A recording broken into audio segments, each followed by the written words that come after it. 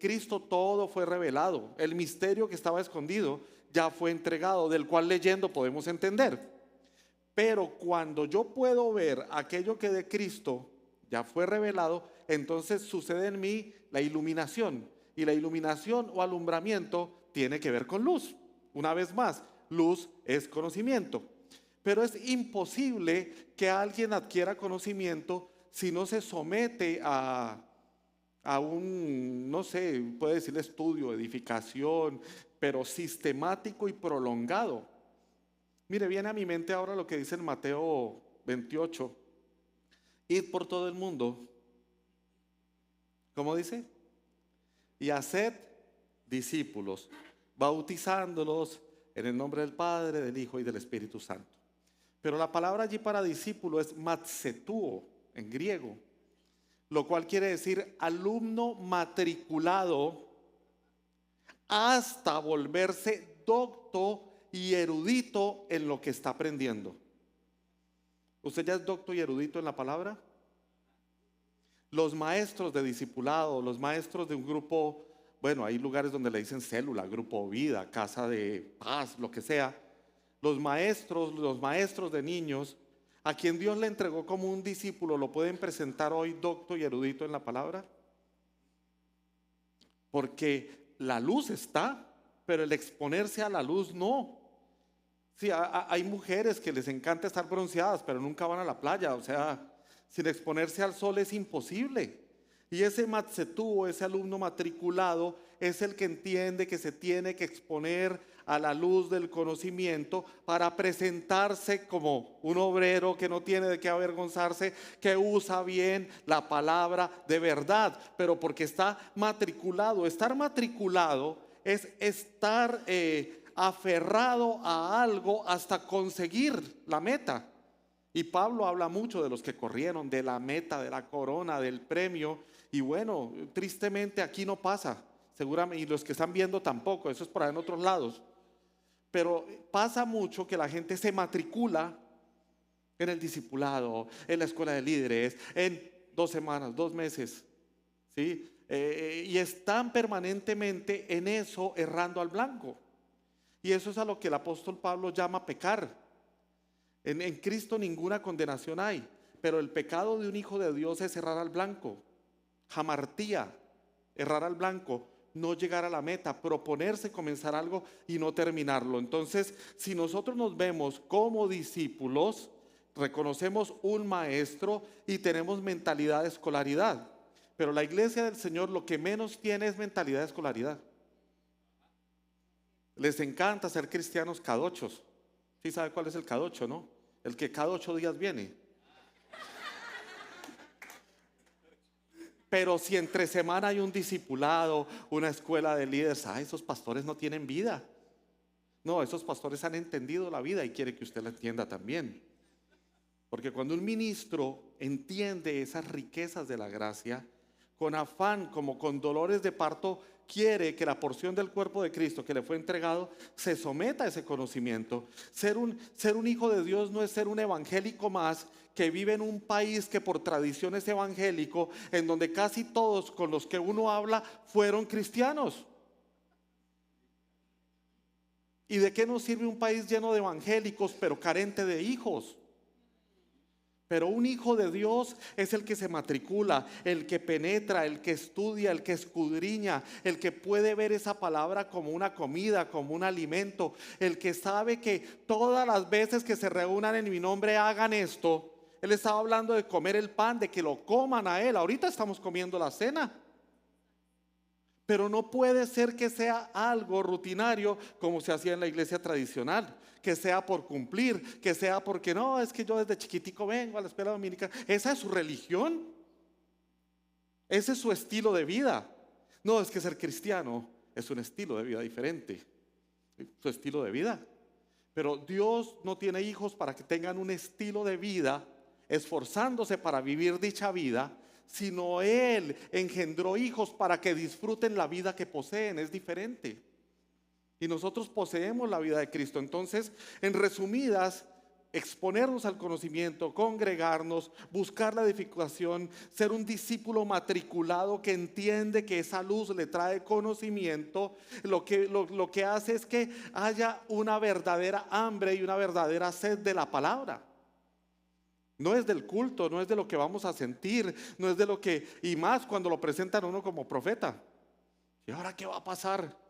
Y bueno, los profetas que entendemos el nuevo pacto, sabemos que es sobre el fundamento de apóstoles y profetas.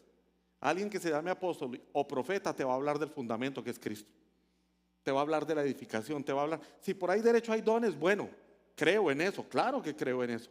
Pero lo importante en un hijo de Dios es eso, la edificación, el conocimiento, la luz. Y ahí se encuentra uno en la primera carta. Bueno, ahora sí ya lo saludé, ahora voy a predicar. Del apóstol Pedro, capítulo 2, verso 9. Y este se lo sabe mucha gente. Mas vosotros sois linaje escogido, real sacerdocio, nación santa, pueblo adquirido por Dios, para que anunciéis las virtudes de aquel que os llamó de las tinieblas a su luz admirable.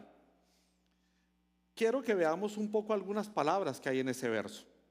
La palabra linaje viene de genos, que es la misma raíz de genealogía. En otras palabras más castellanas, la palabra genos viene siendo como el árbol genealógico, es tu linaje, de dónde vienes, tus antepasados. Entonces allí está hablando es de una genealogía que tiene una genética, obvio, pues si mi hijo debe tener mi genética, no la del lechero, debe ser mi genética. Y entonces si tiene mi genética, pertenece a mi genealogía. Allí está hablando es de eso. Genos es linaje. Pero ¿por qué nosotros tenemos un linaje? ¿Cuántos hijos de Dios hay aquí? Pero lo lindo de ser hijo de Dios es que nosotros no somos hijos de Dios ni injertados, o como se entiende la adopción, adoptados en el sentido nuestro. No, era de otra familia y lo metieron a esta familia. No, en el sentido de Dios adoptarnos, esa no es la prédica de hoy, pero comienza en el engendramiento. Ahora, para engendrar se necesita una semilla, ¿o no? Nosotros somos el producto de 2 semillas. ¿Cuáles son? ¿Quién me dice? ¿Ah? Eso, a él no le da pena decir esperma. Sí, el esperma y el óvulo. Somos producto de esas 2 semillas de papá y mamá. Dios es un Dios de orden que siempre ha respetado las leyes. Y Él tenía que poner en nosotros una semilla. Primera de Pedro 1:23 dice, mas a todos los que le... no, estoy por otro lado. Primera de Pedro 1:23 habla de la semilla incorruptible. Esa semilla incorruptible que es la palabra de verdad. ¿Usted lo pusieron? Pero ustedes han vuelto a nacer, y esta vez no de padres humanos y mortales, sino de la palabra de Dios que es viva y permanente. Sí, hay otras versiones hablan de la semilla incorruptible, pero esa semilla la presenta como la palabra de Dios. Y la palabra de Dios no es la Santa Biblia que usted tiene ahí al lado. La palabra de Dios es Cristo. Cristo, la simiente incorruptible. Y allí es donde llamó la atención a mi vida la palabra simiente, porque en los evangelios siempre se utilizó la palabra esperma, pero la palabra simiente, que venía de sementera en hebreo, transiciona al griego como espora, no como esperma. El esperma necesita un óvulo para traer vida, la espora no. ¿Alguien sabe aquí algo de botánica? ¿Algún biólogo? Mi esposa es bióloga, si me equivoco me va a corregir. Pero la espora es una célula que tiene la capacidad de traer vida a otros entes, seres, lo que sea, igualitos al primero. Aquí existen los helechos. El helecho tiene esporas. El helecho no necesita polinización, sino la misma semilla tiene el contenido genético para producir una planta idéntica a la primera sin la intervención de otra célula. Cristo es la espora incorruptible. Dios no necesitaba de poner la genética de un humano, si no seríamos semidioses del Olimpo griego. No, él quería poner su genética y su semilla en su Hijo. entonces pone a la palabra de verdad, al Hijo, a Cristo, como la semilla. Y entonces cuando tú alguna vez escuchaste una palabra, una predicación en este lugar, en otro lugar, por televisión, y allá en tu corazón clamaste y dijiste: no, Cristo es el Señor, yo confieso que Cristo es el Señor, entonces esto es una palabra mía, no es bíblica, es científica pero no bíblica. Allí ocurre lo que yo veo como una inseminación, porque viene esa palabra de verdad. Y entonces la fe viene por el oír, y el oír la palabra de verdad, Cristo. Por esa fe tú reconoces a Cristo y Él inmediatamente te insemina, deposita la semilla que va a cambiar tu naturaleza. No porque se le ocurrió hace rato, sino porque estaba planificado desde antes de la fundación del mundo. Pero si Cristo es la semilla que contiene la genética de Dios y se deposita en nosotros como semilla para poner su genética, wow, eso me da el derecho a mí de llamarme hijo engendrado. A lo suyo vino, Juan 1. Juan, sí, 1, verso 11. Y los suyos no le recibieron. Mas a todos los que creen en su nombre se les dio la potestad, la autoridad, el revestimiento, la investidura de ser hechos hijos de Dios. Y nos quedamos ahí. Pero el verso 13 dice: hijos que no son engendrados ni de carne, ni de sangre, ni de voluntad de varón, sino de Dios. Ese sino, lo que está diciendo es atando esta frase con la anterior: sino de Dios. O sea, usted no es engendrado de esto, sino de esto. Somos engendrados directamente de Dios. Y esto nos tiene que dar a nosotros una identidad más clara. Porque miren, es muy fácil decir: sí, soy hijo de Dios. No, yo soy hijo de Dios. Pero saberme hijo de Dios por genética. Usted no está con su papá natural: ay, papá, yo te amo y te alabo porque quiero, Señor, sentirte más, quiero amarte más, quiero enamorarme más. No, usted a su papá lo ama de manera natural. Sí, ya los puse a sufrir a los de las cámaras. Sí, espere que me meta por allá. De manera natural usted disfruta su genética porque es su papá. ¿Ya? Entonces, si yo soy engendrado naturalmente, terrenalmente, yo disfruto de mamá, disfruto de papá, comparto rasgos, ¿verdad? Tengo parecida, ay, que los ojos del papá, ay, que el cabello de la mamá. Es normal, es natural, es genética. Y en nuestro caso, que tú seas un hijo de Dios que ama al Padre, que tú seas un hijo de Dios que se parece al Padre, porque la imagen del Padre, Cristo, la semilla se depositó en ti. Es que esto es tremendo, hermano, ahí me puedo quedar todo el día. Porque Él vino como el primogénito. Y primogénito en griego es prototokos, una palabra que en español conocemos como prototipo. Él viene y se pone como el molde, el prototipo, para que todo lo que sale en serie sea igual a Él. Es genética, es forma, lo tenemos en la sangre, es una vida y es una vida incorruptible. Orar no tendría que ser difícil. Congregarse no tendría que ser difícil. Leer la palabra, escudriñarla, no tendría que ser difícil.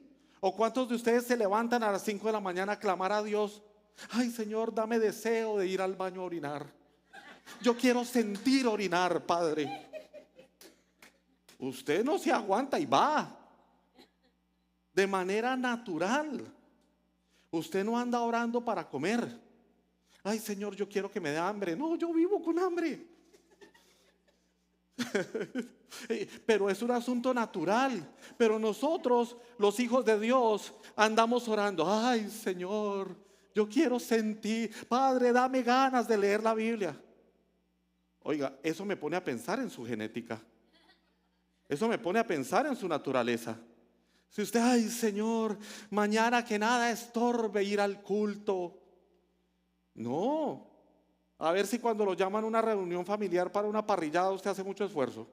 Voy a verme con mis tíos, con los primos, vamos a la piscina. Usted va feliz porque usted está gozando con los que tienen su mismo linaje, su misma genética, son la familia, con su papá. Usted se goza de manera natural. Usted no le mete esfuerzo a eso. Pero si aquí tenemos que andarle metiendo esfuerzo para poder venir, Pídale a Dios que le deje saber cuál es su genética.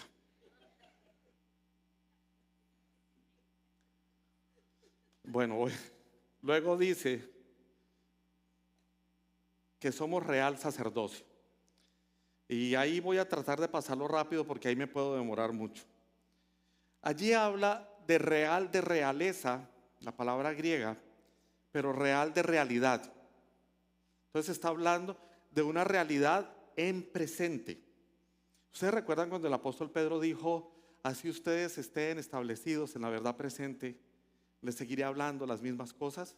Allí habla de una realidad presente. Y cuando Pedro dice verdad presente, está hablando de la parousia aletheia, que es una verdad que vino a quitar la verdad anterior, un gobierno que vino a quitar el gobierno anterior, una ley que viene a quitar la ley anterior para poner una ley nueva, para establecerse como la única y absoluta verdad que va a gobernar y a dirigir. Entonces, esa parousia aletheia, esa realidad, eso que es verdad, es algo que vino, sí quitó, pero puso. ¿Aquí hay abogados? ¿Puede funcionar una constitución sin un piso legal? Imposible. Una vez quitada la base legal de la ley, se puso la base legal del espíritu de vida. Pero hay gente que se enreda. Ay, no, profeta, usted no venga a decir que hay que estudiar. La letra mata y el espíritu vivifica. Lea la Biblia, le va a gustar. Lo que está diciendo allí es que la letra, en el griego dice, la letra de una ley muerta mata, mas la ley del espíritu de vida vivifica. Claro, había una realidad que era un sacerdocio arónico, tenía un piso legal que era la ley, pero una vez quitado eso, hay una realidad en tiempo, en existencia, en aquí y ahora, de un gobierno que tiene un sacerdote real, que está vivo, que ejerce un gobierno, que ejerce autoridad, que ejerce sobre una constitución. Es una realidad. Quiere decir, en otras palabras, que el sacerdocio arónico ya no es el real, ya no está vigente, ya no tiene piso.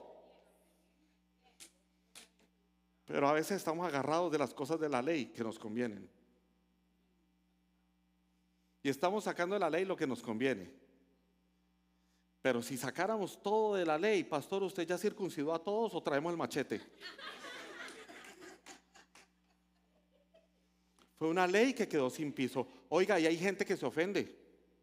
Pero si usted escudriña un poquito la carta a los Hebreos, el capítulo 7 dice que el primer pacto fue hallado con defecto y que se tenía que procurar un espacio para el segundo. Bueno, eso es muy profundo. Ahí es lo que da a entender, no es que Dios se equivocó, sino que ese pacto era necesario que fuera con defecto porque lo perfecto no había venido. Hechos capítulo 11 nos habla de la fe de los antiguos, pero concluye el capítulo diciendo que ellos no podían ser perfeccionados aparte de nosotros. Sencillo, lo perfecto no había venido. Pero en Hebreos 10:14 dice que con una sola ofrenda fuimos perfeccionados los santos.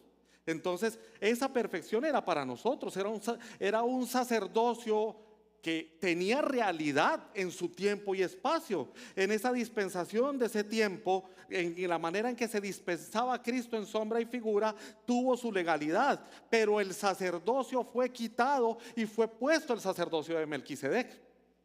Hebreos capítulo 6 y capítulo 7 se lo dejo de tarea. Allí está hablando de que fue quitado y viene este Melquisedec que es Cristo mismo. Dice que de Melquisedec no había historia ni de antepasados, ni de hijos, ni de nietos. Dice que Melquisedec quería decir príncipe de paz, rey de gloria, Cristo. Y entonces ese Melquisedec viene a ser el sacerdocio real. Y Cristo mismo viene y se ofrece como sacrificio, siendo el sacerdote. Ahí dice, no teniendo nada más que ofrecer, se ofreció a sí mismo. Sin derramamiento de sangre no hay remisión de pecados. Pero en la antigüedad el sacerdote entraba al lugar santísimo amarrado de una cabullita. Mire, si digo alguna palabra que para usted es grosería, le garantizo que yo no soy grosero. Pero los colombianos tenemos palabras diferentes que pueden significar otra cosa. Amarrado de una piolita, una cabullita, como le dicen, lazo, entraba y con unas campanitas a ministrar allá adentro. Las campanitas dejaban de sonar. Ese mal no estaba en santidad. Y nadie se atrevía a entrar a sacarlo. Para eso era el lacito. Nadie se metía allá. Si se murió el sacerdote, imagínese. Pero él tenía que presentar una vez al año sacrificio por los pecados del pueblo y por los de él. Y llegaba, y cuando terminaba salía de allí y no se podía sentar, porque eso tenía un simbolismo. A ver, ¿cuántas amas de casa hay aquí? ¿A cuántas les gusta ver la casa reluciente? Usted se levanta, arregla la cocina, el baño, todo brilla, brilla. Ya está allí el mofongo hecho, ya, ¿sí? Oiga, qué rico. Y cuando termina, ¿usted qué hace? Este hombre ayuda en casa. Se sienta. ¿Porque está cansada o porque está satisfecha? Usted no se sienta a decir, ay, qué linda me quedó la casa, voy a tirar tierra para volver a trapear. Usted ya lo consumó, ya lo terminó y está satisfecha con lo que terminó. Por eso se puede sentar. Cristo se presenta como sumo sacerdote, muere, dice consumado es, y se sentó a la diestra de Dios Padre, porque Él sí consumó el sacrificio. Entonces es el real sacerdocio, es aquel que Cristo sí consumó, el que sí terminó, quitado el arónico. Y allá hay un montón, todo Hebreos 6, todo Hebreos 7, no lo voy a leer, le queda de tarea. Y luego está la palabra pueblo. Con esa palabra sí que nos confundimos. Hay canciones, somos el pueblo de Dios, Blanca, somos un pueblo, y hay gente ahí con la bandera de Israel, y ay, somos Israel. No, ahí no dice eso. La palabra para pueblo es Laos. Y Laos lo que quiere decir es un territorio con una cultura, costumbre, vocabulario y economía igual, bajo un mismo gobierno. Eso es lo que quiere decir Laos. Oiga, qué interesante, ¿no? Nosotros tenemos un mismo lenguaje. Nosotros tenemos una misma cultura, la cultura del reino. Nosotros tenemos una misma economía, la gracia. Pablo decía, yo como administrador de la gracia, administradores oikonomos, el economista de la gracia, nuestra moneda es la gracia. Esa es nuestra economía, nuestra moneda, nuestra cultura, nuestro vocabulario. En esta cultura se habla diferente, se vive diferente, se expresa diferente, se disfruta diferente. Eso es lo que es Laos, lo que tiene una cultura. No, ahí no está hablando de Israel, ni del pueblo de Dios, ni llamados para. No. Ahí está hablando de una entidad, de un cuerpo. Y nosotros somos un cuerpo, un organismo vivo, un mismo edificio, una misma ciudad. Eso es lo que es Laos, no refiriéndose a Israel. Entonces, si me permiten hacer una paráfrasis del griego al español, ¿cómo se lee el verso que leí al principio? Se leería algo como: ustedes son una genealogía seleccionada con la genética del Padre, sobre la base real de un sacerdocio en existencia y veracidad, para que sean una nación santa, personas adquiridas para representar la cultura, gobierno y economía de Dios, para llevar a la oscuridad de afuera las virtudes de la asombrosa luz que les fue dada adentro. Así se lee del griego. No es lo que leímos, es mucho más allá. Esta porción de la palabra está colocando una base sólida de tu identidad, de tu genética, de tu cultura, de la vida que portas, de la base legal sobre la que operas, de la constitución en la que vives. ¿Para qué? Y termina diciendo en griego, para llevar a la oscuridad de afuera la asombrosa luz que le fue dada adentro. Se quedó en una canción. Llamados para anunciar las virtudes de aquel. Y no le hablan de Cristo a nadie, pero cantan bonito. Si tú tienes una asombrosa luz, diga conmigo, conocimiento de Cristo, hay que llevarlo a la oscuridad de afuera. Diga conmigo, la ignorancia del sistema. Porque el sistema corrupto de las tinieblas opera en la ignorancia y la presenta como verdad. LGBTIQ+, ZY, JKLM, todo eso. Sí, ahí está, que la identidad de género, yo nací hombre pero soy perro, guau. No, y hay unos que dicen que son árboles. Y entonces cuando yo los veo caminando, a ver, ¿qué nomás? Sí, no, o sea, estamos en un tiempo difícil, en un tiempo donde la identidad y todo está atrofiado por ignorancia. Ellos no es que andan con demonios metidos y que son los diablos y que traiga al exorcista, no, ellos están operando en ignorancia porque donde hay luz no se la estamos llevando. La metimos en 4 paredes para venir 2, 3 días a que nos hablen de esta asombrosa luz, pero no queremos alumbrar. Y la física dicta que la oscuridad en sí misma no existe, sino que es la ausencia de la luz.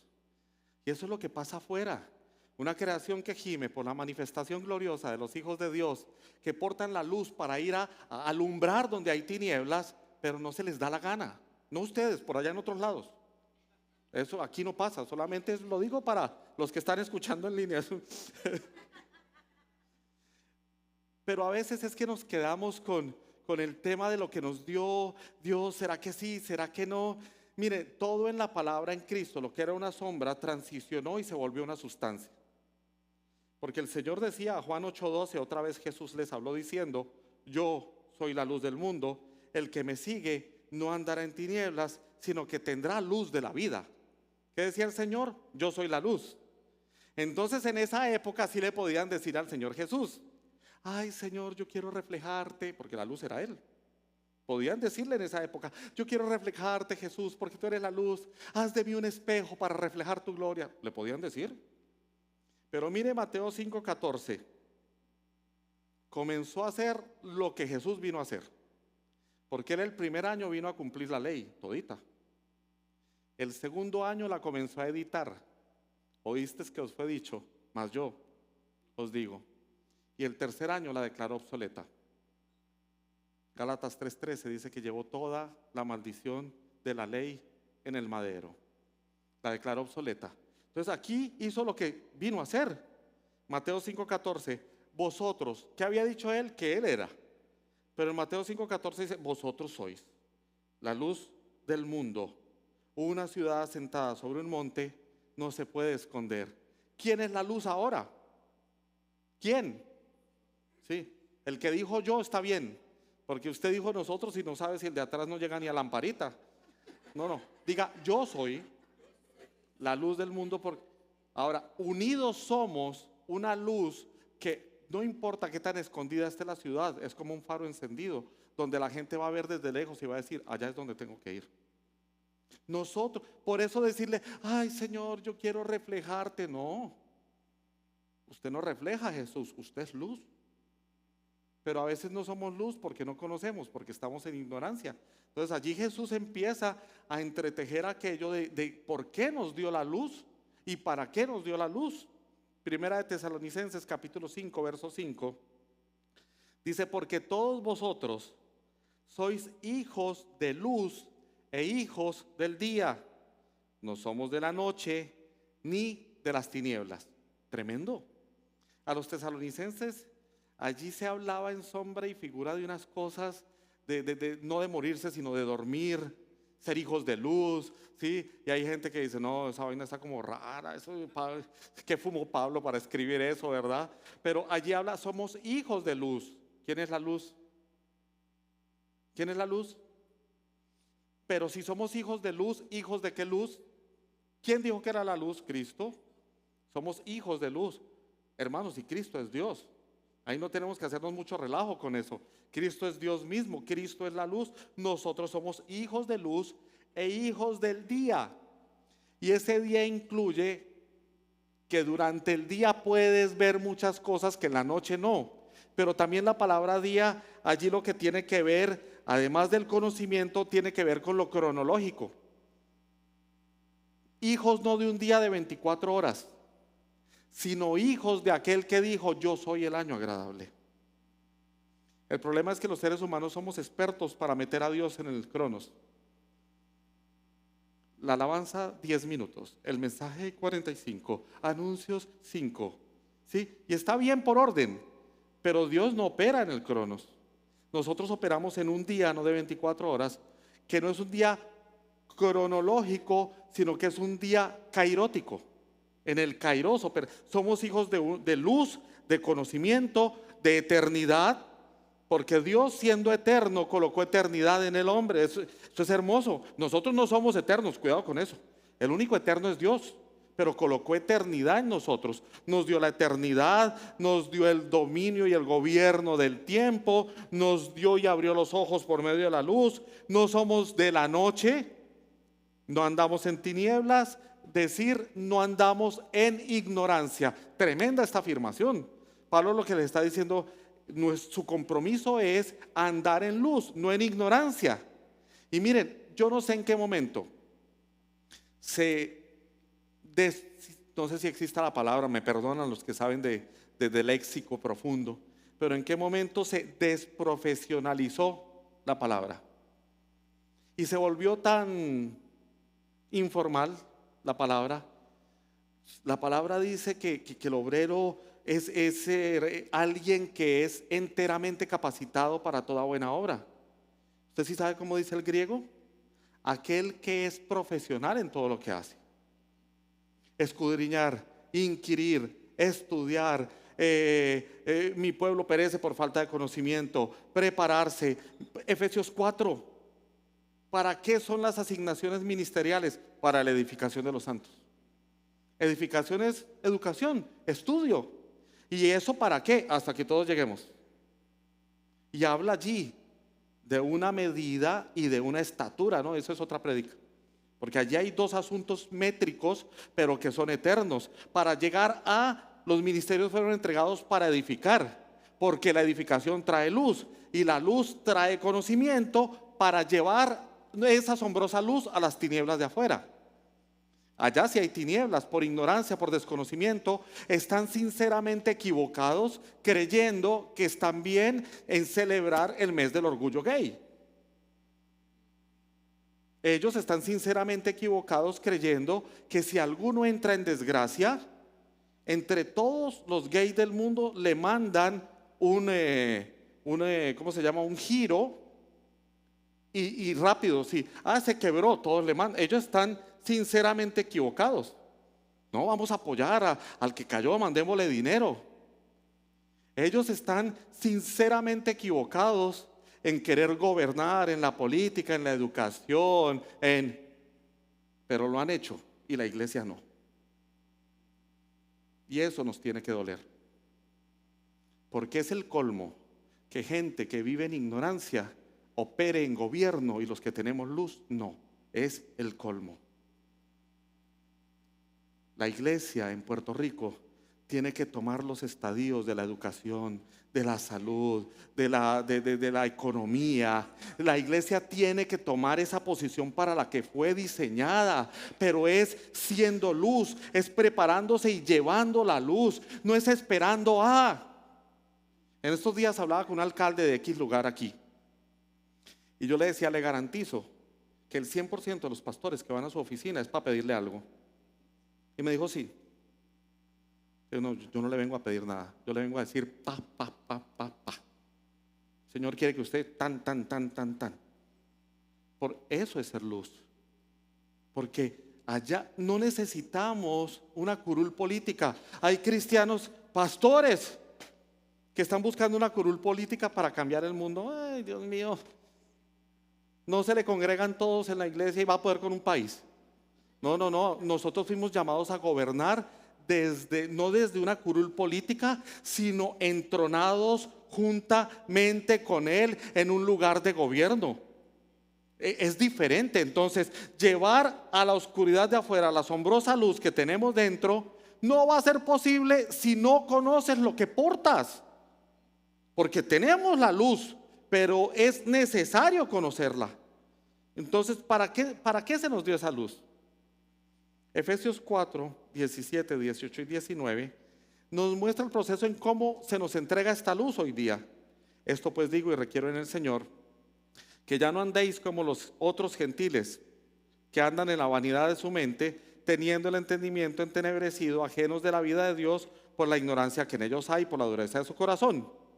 Sí, allí está hablando de qué no se debe hacer. Y el proceso sigue con Efesios 1, 15, 17, donde, ¿cómo viene a nosotros esto? Por esta causa. También yo, habiendo oído de vuestra fe en el Señor Jesús y de vuestro amor para con todos los santos, uno, no ceso de dar gracias a Dios por vosotros, haciendo memoria de vosotros en mis oraciones. Dos, para que el Dios de nuestro Señor Jesucristo, el Padre de gloria, os dé espíritu de sabiduría y de revelación en el conocimiento de Él. Mire la oración de un apóstol. El apóstol no anda orando: Dios mío, Señor, oro por mi hermanita para que le des para el arriendo, Señor. Oro por mi hermano para que le devuelvan su trabajo. Y aquel hermano que no le han dado su pensión, lloro. No, usted no lo ve a Pablo. Dice: no ceso de dar gracias por ustedes. ¿Y por qué ora? ¿Por qué se ora en el nuevo pacto? Para que los ojos del entendimiento sean abiertos. ¿Por medio de qué? De un espíritu de revelación y sabiduría. ¡Wow! Y allí habla cuando dice que un espíritu, allí la palabra es neuma, pero es utilizado no como el neuma del Espíritu de Dios, sino como el neuma de una inspiración. ¿Sí? Inspirar es traer a vida algo que está dentro. Mire, la palabra inspiración en griego, la mejor manera de entenderla es como cuando usted sopla un globo. El globo está deshinchado. Usted lo infla y ¿cómo queda? Inflado. Estamos muy inteligentes, ¿verdad? Pero está inflado con algo que salió de usted. Eso es la inspiración. Es algo que yo poseo que venga y se deje ver y traiga una transformación. Entonces allí habla es de un neuma, es una inspiración. Oro para que tengan una inspiración, es decir, que saquen de adentro a la realidad lo que ya tienen. Y luego dice, y un espíritu de revelación.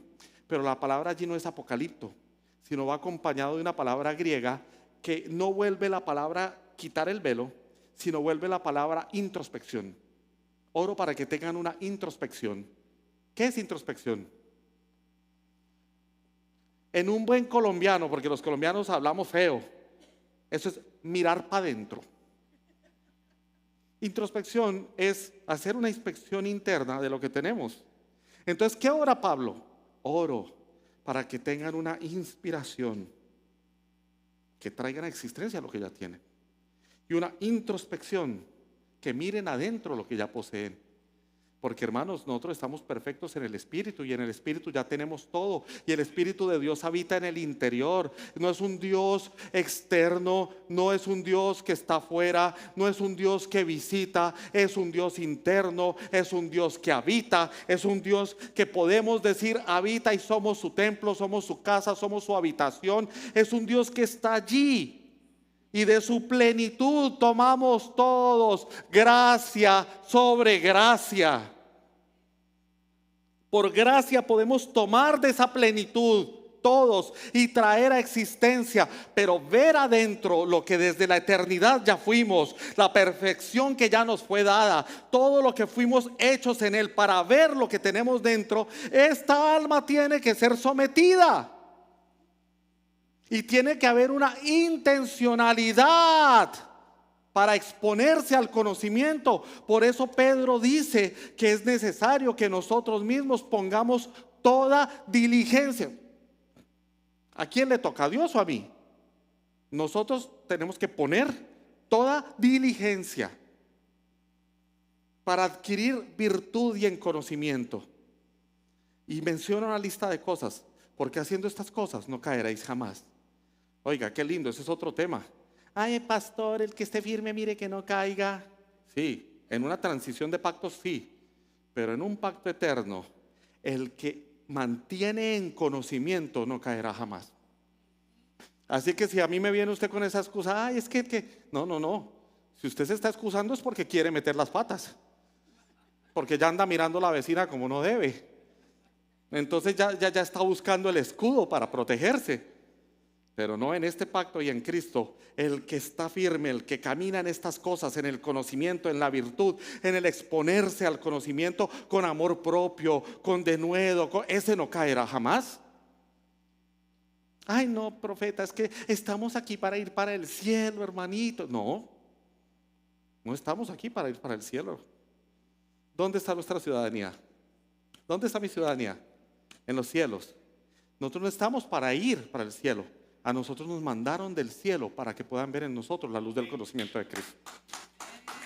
Y eso, hermanos, es un estadio mayor. Para que puedan ver, el griego se leería como para que puedan tener una inspiración de sabiduría y una introspección de los misterios secretos que ya poseen adentro, del conocimiento de Él, por cuanto agradó a Dios que me apartó desde el vientre de mi madre. La versión amplificada de la Biblia me gusta mucho, esa está en inglés. Los que tradujeron allí utilizaron el significado de las palabras griegas en extensión, como son, y se leería más: por eso, porque he oído de tu fe en el Señor Jesús y del amor que tienes por toda la cultura de los del pueblo de Dios, nunca dejo de dar gracias, recordándolos en mis oraciones. Les recuerdo que siempre oro. ¿Y para qué oro? Para que el Dios de nuestro Señor Jesucristo, el Padre de gloria, les dé una inspiración para ser sabios y que puedan tener una visión profunda, personal e íntima del verdadero conocimiento de Él. Esa es la oración. Y nosotros mismos, hermanos, debemos asirnos de esa oración. Señor, yo no te pido casa, carro, beca. Oiga, más sabio era Salomón. Él pidió sabiduría cuando le dijeron que pidiera algo. Señor, yo te pido esa inspiración divina para poder ver lo que en Cristo ya fue revelado. Yo te pido esa inspiración divina para poder tener una introspección de lo que ya poseo. Yo te pido una introspección para saber mi posición en Cristo y poder ser efectivo y eficiente en la tarea. Señor, yo te pido poder ver con inteligencia para hablar con denuedo a donde hay ignorancia. Y entonces allí un hijo de Dios que empieza a orar así, intencionalmente no se pierde el discipulado, no se pierde la edificación de líderes, no se pierde el servicio del domingo. Intencionalmente deja de poner los reemplazos. No, es que hoy es la final del mundial. No, es que hoy llega mi mamá de España. Pues tráigala. Donde están tus prioridades está tu corazón. Y a veces Dios y el entrenamiento de la palabra es la última rueda del coche. ¿Hasta cuándo, iglesia del Señor, vamos a dejar a Dios como por allá? Sí, es que ¿saben cuál es el problema de la iglesia? Que hemos puesto a Dios en un orden de prioridades. Primero Dios, después la familia, luego un orden de prioridades. En la economía, ahí recibí el sueldito, $1,000, 100 de Dios, 20 de la luz, y estamos poniendo a Dios en una lista. ¿Por qué? Hermanos, que somos cristocéntricos. Pensamos que Cristo es el centro, pensamos que Cristo es el primero, y Cristo no es ni el primero ni es el centro. Él es el todo y en todos. Pero para una iglesia para la cual Cristo no es su todo, como está en un orden de prioridades, lo puede desplazar. Pero cuando entiendo esa luz del conocimiento y la priorizo, entonces esa luz que me fue dada adentro comienza a alumbrar afuera. ¿Y saben qué es lo interesante? Que comienza a alumbrar sin que ni siquiera abras la boca. Porque es tal el conocimiento que hay en ti, hermano, que la gente lo percibe. A mí me gusta mucho cuando Pablo habla de que nosotros a todo lugar donde vamos llevamos el perfume de Cristo. No, ahí dice el perfume del conocimiento de Cristo.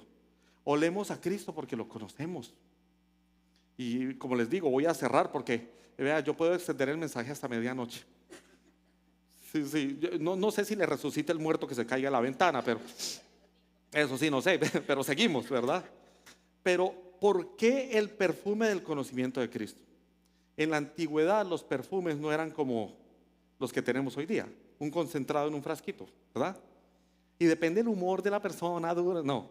En la antigüedad preparaban una tina con algunos lácteos, con aceites esenciales, con flores, con rosas, y dejaban que todos los aceites, todas las sustancias y toda la esencia de los ingredientes se hicieran uno con el agua. Y la persona se metía entre esa tina y se sumergía totalmente, por varias horas, hasta que los poros se abrían y todas esas sustancias y toda esa esencia penetraba el cuerpo de las personas. Y el perfume era evidente a todo lugar donde llegaban por meses, 2, 3 meses, porque se sumergieron en la sustancia y en la esencia, no en el frasquito.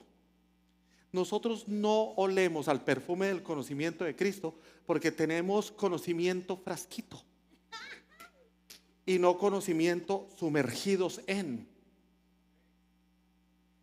Sumergirme en el conocimiento es meterme a tal manera que me muera allí.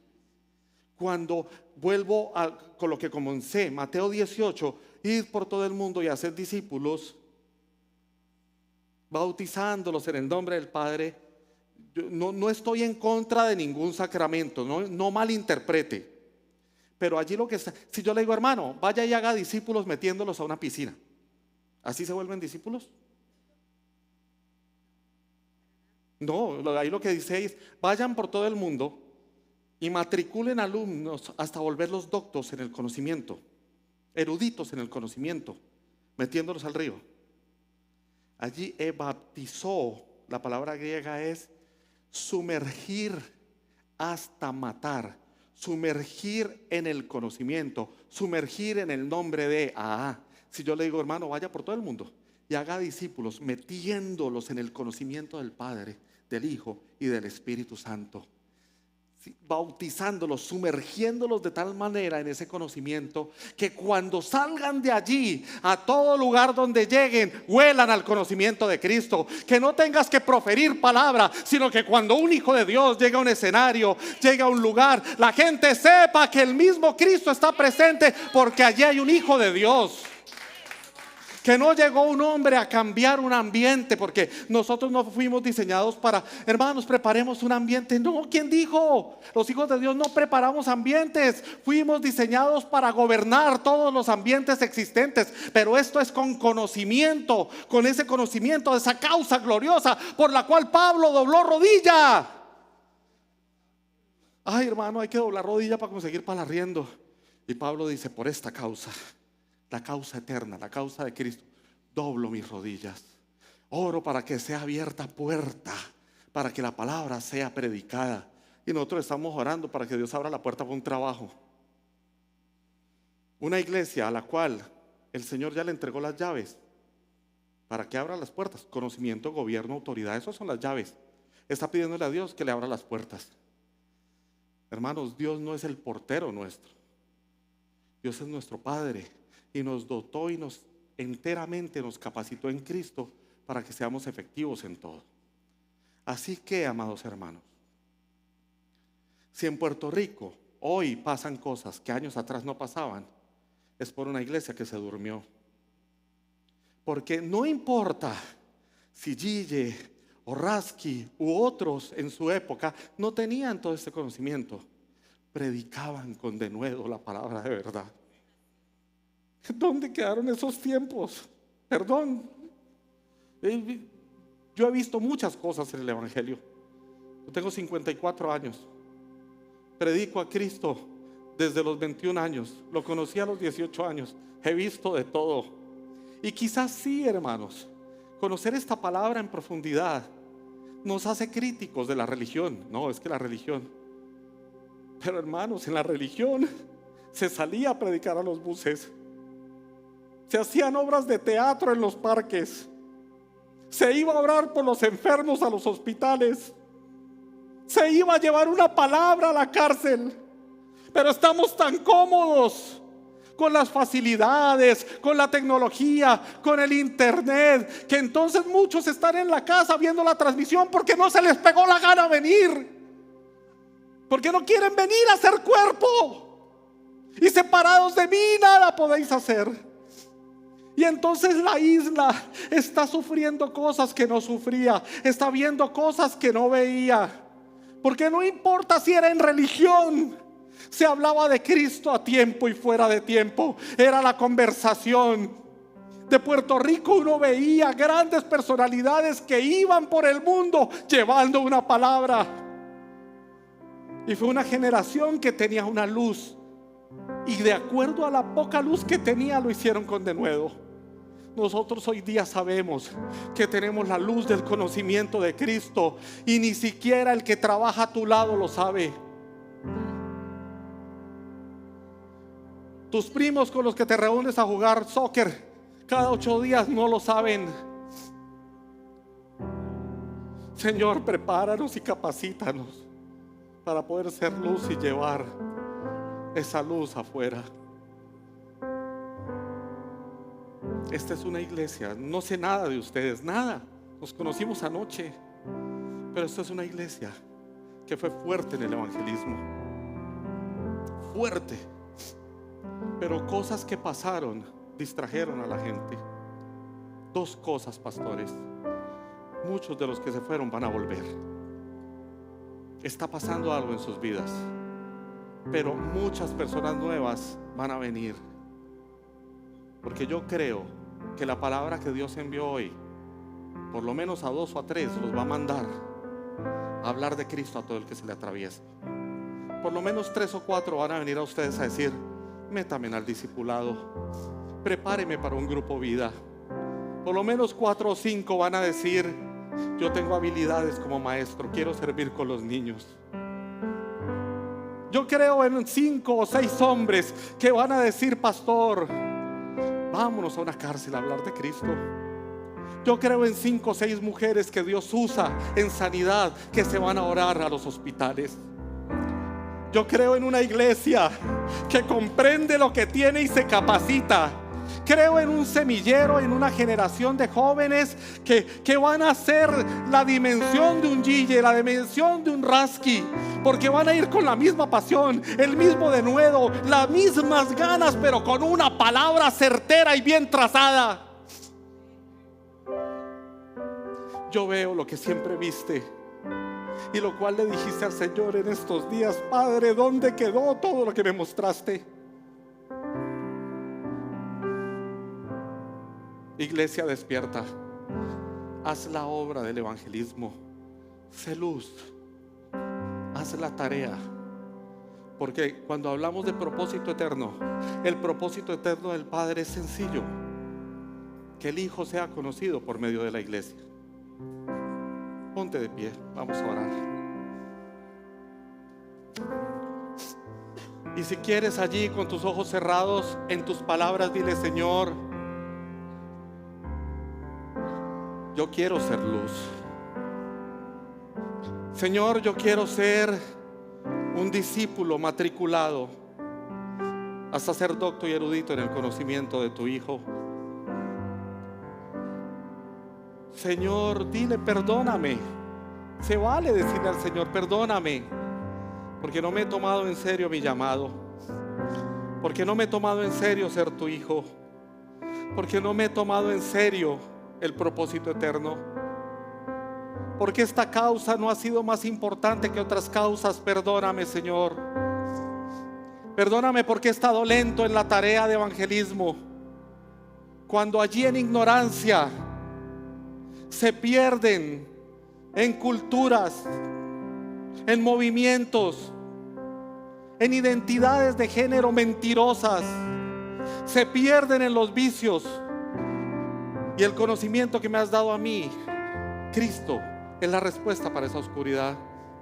Perdóname, Señor, porque no he hecho aquello por lo cual me escogiste.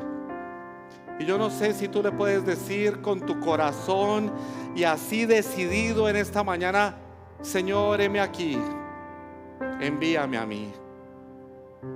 ¿Saben qué? Yo quiero orar, porque va a ser muy difícil que vaya hasta allá. Si usted quiere decirle al Señor: heme aquí, envíame a mí, venga aquí adelante, hágamela más fácil. Vengan y oramos juntos. Y voy a invitar al pastor, a la pastora, a mi esposa. Vamos a orar juntos.